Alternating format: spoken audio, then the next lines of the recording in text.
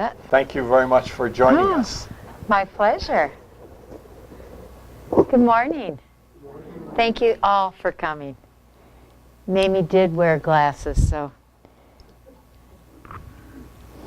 Let me introduce myself. I am Mamie Doud Eisenhower. I am so happy to be back in Broomfield, Colorado. It has always had a special place in my heart, near my childhood home in Denver, and home of the beautiful library dedicated to me. Okay. This is my tech guy.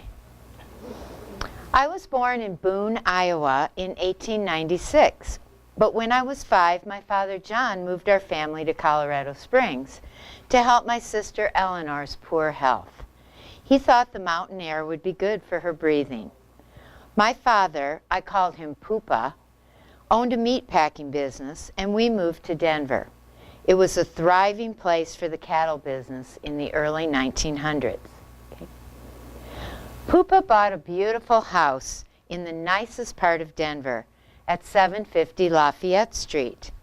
We never dreamed that my childhood home would one day be considered for the National Register of Historic Places. We soon became part of the Denver elite. We had several servants, so I really never learned to cook or keep house, except to make a special fudge recipe, which I called $1 Million Fudge. My mother, Elvira Carlson Dowd, and my 3 sisters, Eleanor, Ida Mae, and Frances, enjoyed riding in Poopa's Stanley steamer and having picnics at the reflecting pond in Cheeseman Park. We had a winter home in San Antonio, Texas, to get Eleanor out of the cold Colorado winters.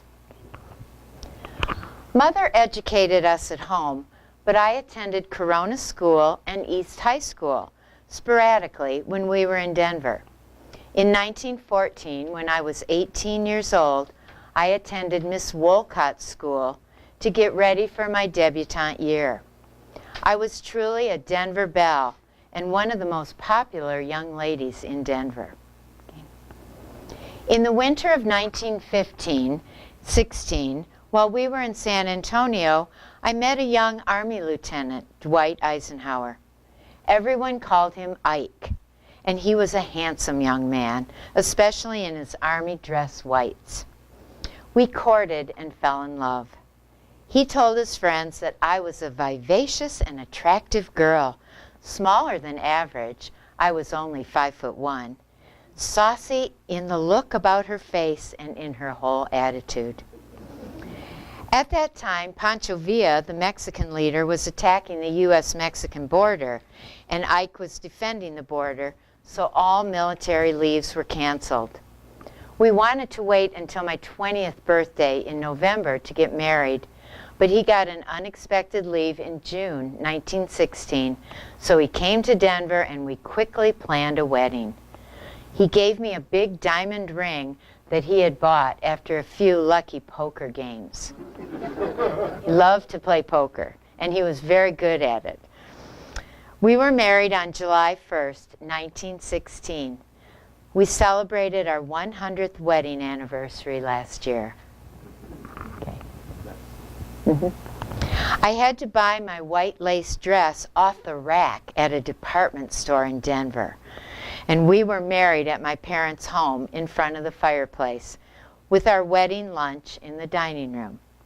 We were able to have a 10-day honeymoon in El Dorado Springs, a mountain resort near Denver, and then take the train to Abilene, Kansas to meet Ike's parents. Over the years, Ike rose in the military ranks and was stationed in many foreign places. I was an Army wife.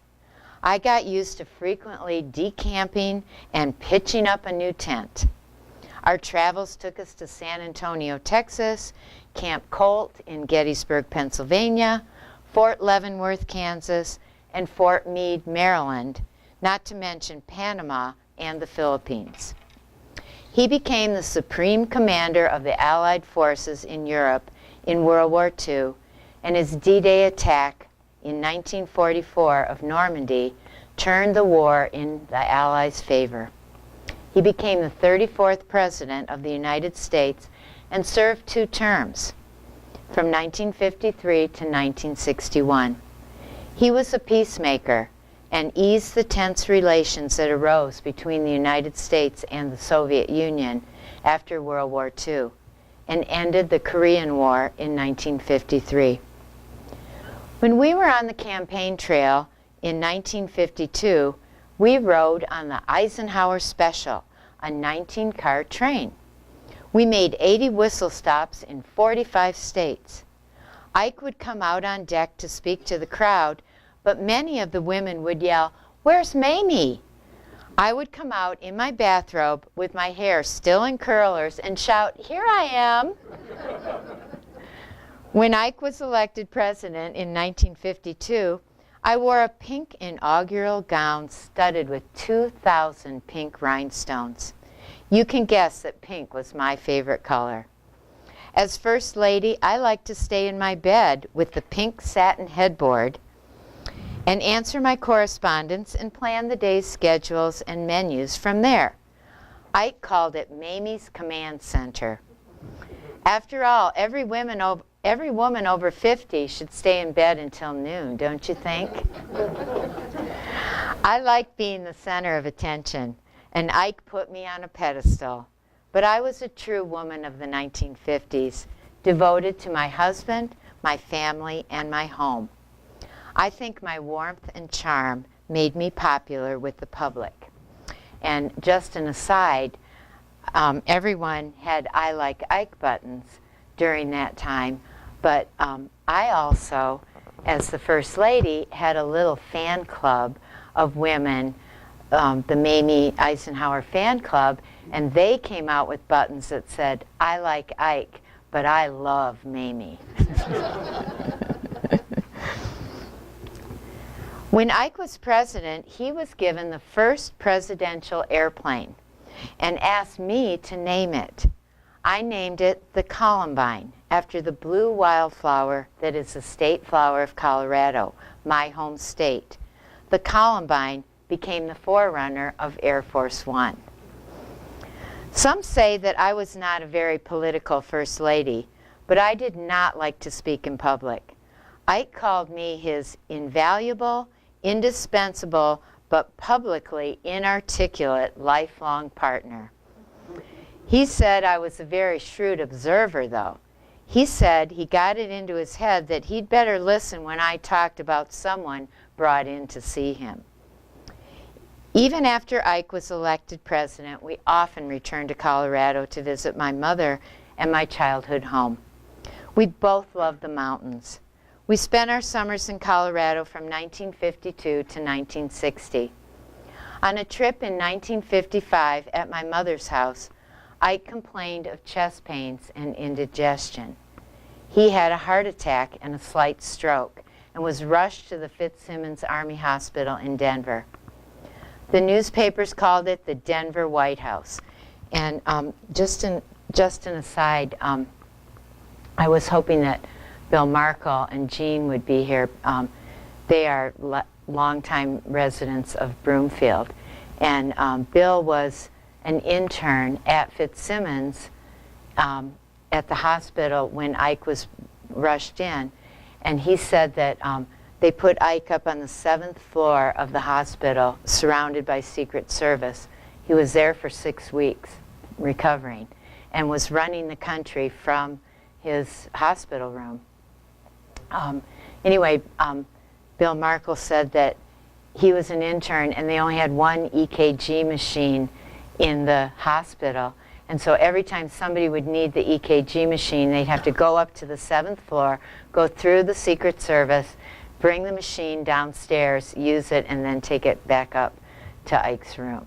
So, yeah, he said it was really interesting. Yeah, a little Broomfield history there. Ike spent 6 weeks in the hospital, and I was at his side every day. When he recovered, he had a brooch made for me at Tiffany's. He called it a military medal for my devotion to the nation's commander-in-chief. Some say his health problems led to the adoption of the 25th Amendment to provide for the transfer of power in case a president was disabled. While Ike was recovering from his heart attack, we went to services in the chapel on the base. There were 4 wooden churches at Lowry Air Force Base, and we attended services in Chapel 1. The other chapels have been demolished now, but Chapel 1 was preserved in our honor. In 2007, it was renovated, raised, and moved 40 degrees to face the plaza. In December 1981, it was designated as a historic landmark in Colorado. It is now a non-denominational church. There is a rotating holy water bowl that can be put out for Catholic services and then removed for Protestant and Jewish services. We sat in the 6th pew on the left, and there is now a plaque to honor us. Ike always wanted to leave the services early, but a stern look from me kept him in his seat until the services were over. In 1948, after World War II, we were living in New York City, where Ike was the president of Columbia University. We bought a parcel of land in Gettysburg. The courthouse clerk asked Ike why he wanted to buy land in Gettysburg when he already had a house in New York. Ike explained that we wanted to build a permanent home. He said, "In the Army, we never had a real home, and one day we want to take a piece of earth and return it to God better than we found it." Okay, now, next.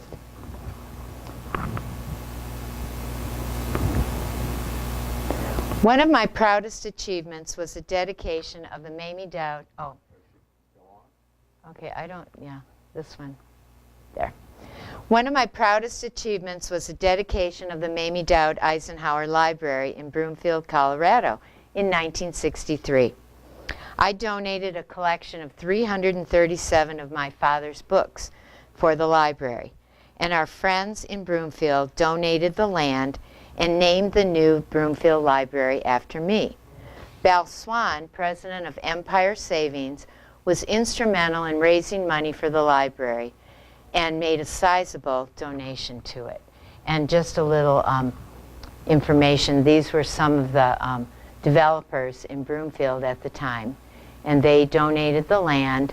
And since Bal Swan was a friend of the Eisenhowers, he told the city of Broomfield that he would donate the land for the library if they would name it after his friend Mamie.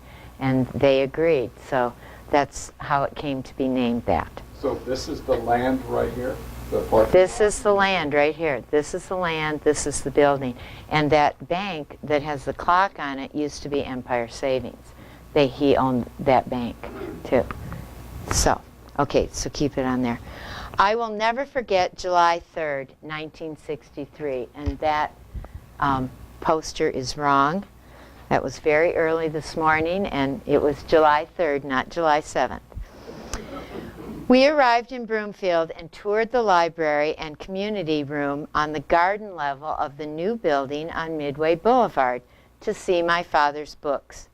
The children were peeking in the window and were eager for us to come outside. Do we have that one? Oh, okay. Okay, yeah. Let's go back. Yeah. Okay, so there's Empire Savings, and there it is now. Okay, go ahead. And this was Broomfield in 1963. Population 4,000 going up to 6,000. Really? Yeah. Let's see. And then this is from the, I don't know if you knew that the newspaper in Broomfield was called the Star Builder.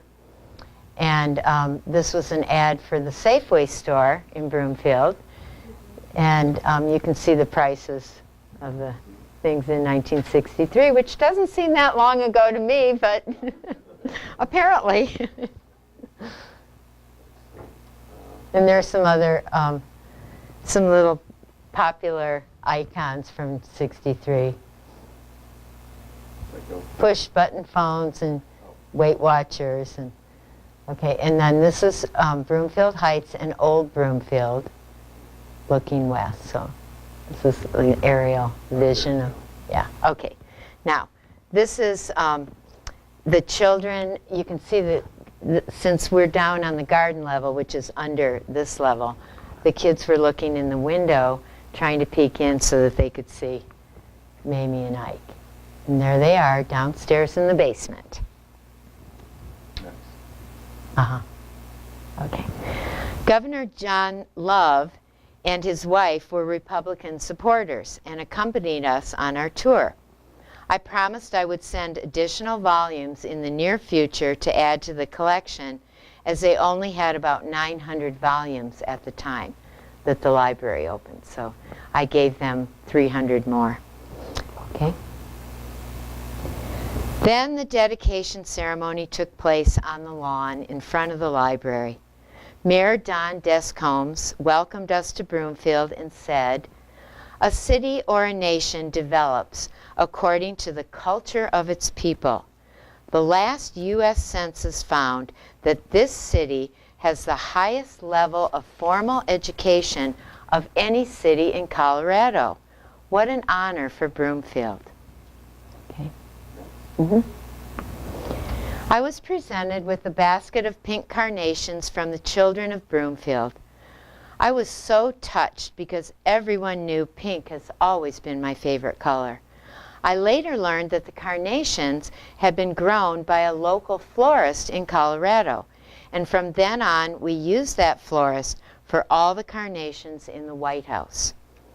Ike and I signed autographs and talked to hundreds of people who had come to the dedication on such a wet and windy day. Okay. During the ceremony, some people could spot a funnel cloud in the west towards Boulder, and indeed it touched down on Mr. Vera's cowshed and apple tree right outside of Broomfield that afternoon. Luckily, none of the cows were hurt. We drove, you can just keep it there. Yeah, yeah. We drove to the home of Dr. and Mrs. Stanley Kirchhoff at 1045 West 6th Avenue.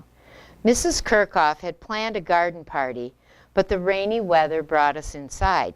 Standing room only for 300 guests. Mrs. Kirchhoff put down plastic runners to keep her carpets dry.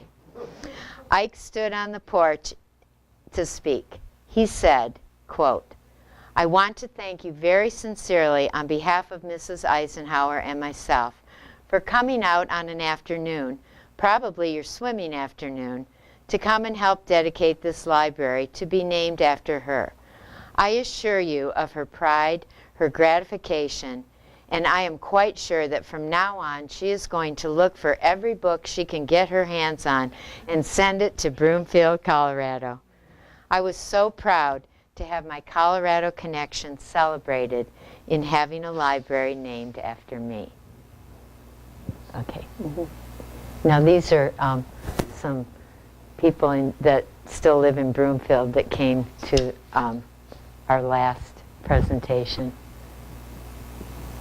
That was it. Okay, so here we are. There's the building. That was the library. So, okay, thank you. Any questions for Mamie? Go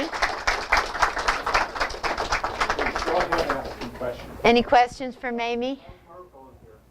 Oh, you're here. I told your story about the EKG machine. Do you have any other stories you'd like to tell us about Ike? Did you get to see him? Oh, yeah. Yeah? What, was he a good patient? Yeah.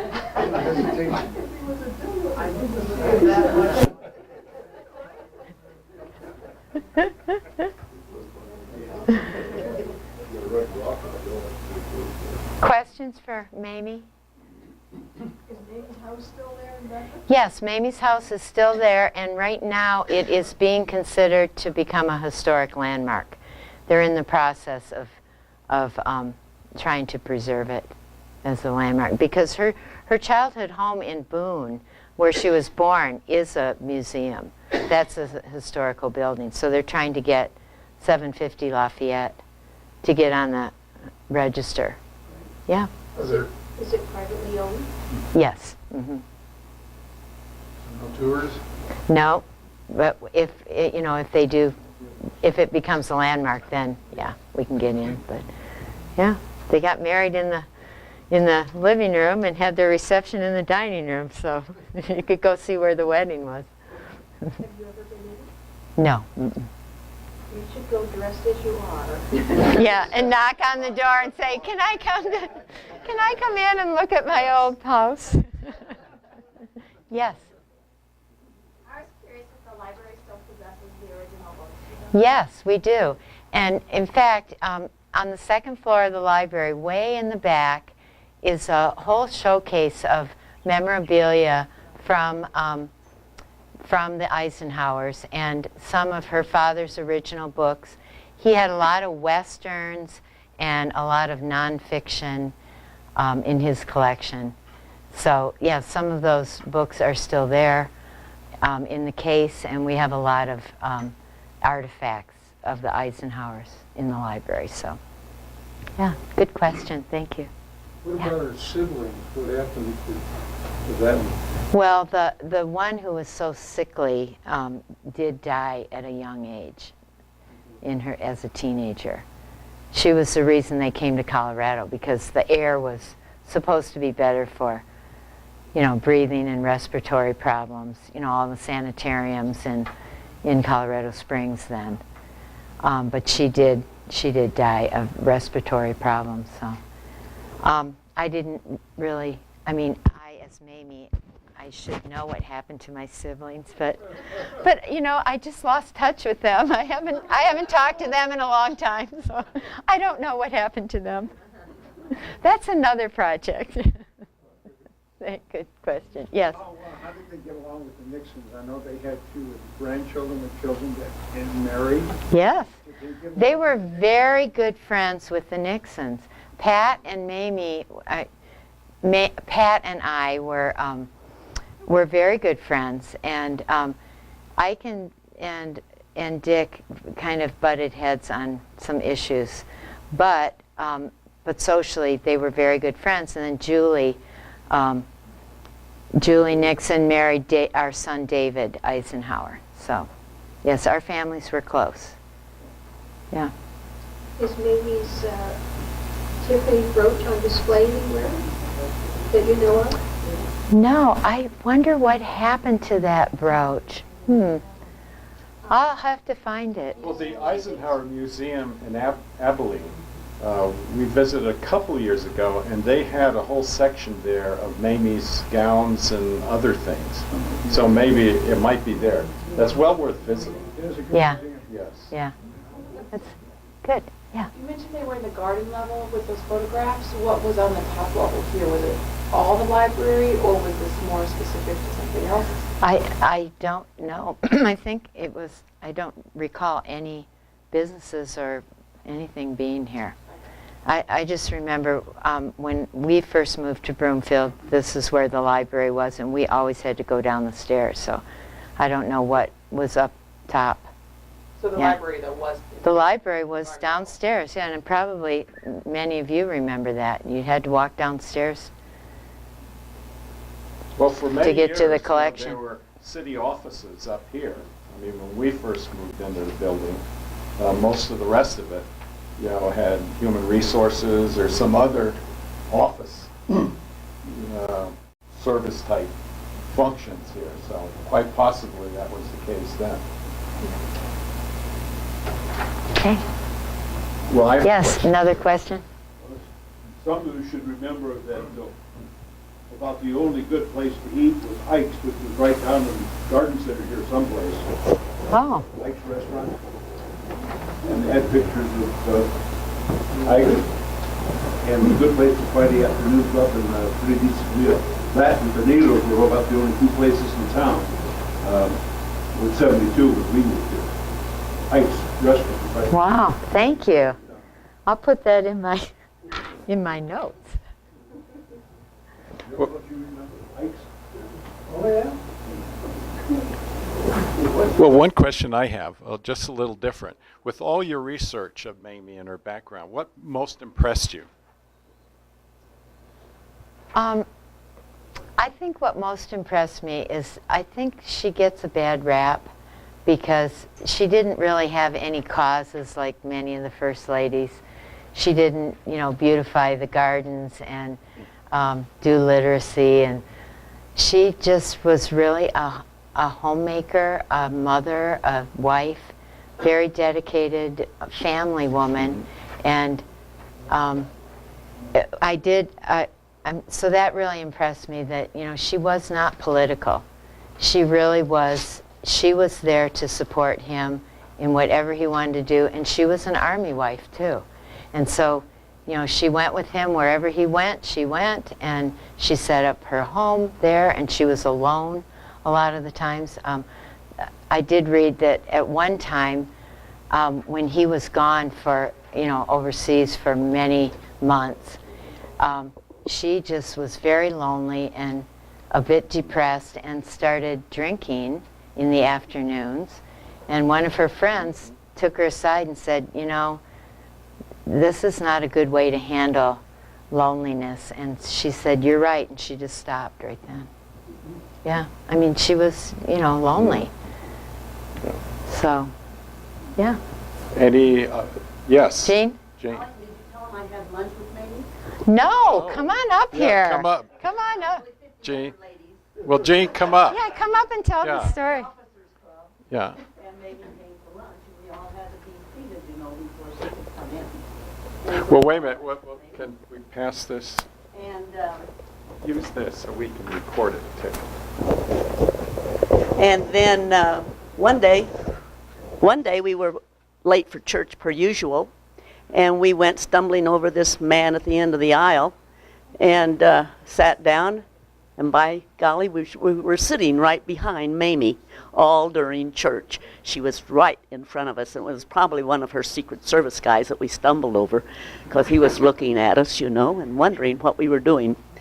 But that was interesting, too. Well, no, weren't you the one that told me that he tried to leave the service early and she just gave him the look? And Oh, yeah, the general so- thought they Yeah. should leave, before everybody was, but she says, no, we'll stay until the end. Yeah.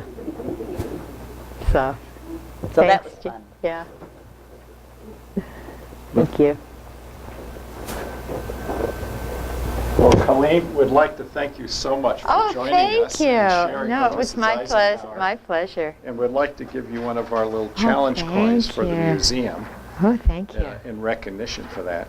And Colleen is also one of our new volunteers here. Yeah. And I'd like to just make a pitch real fast here.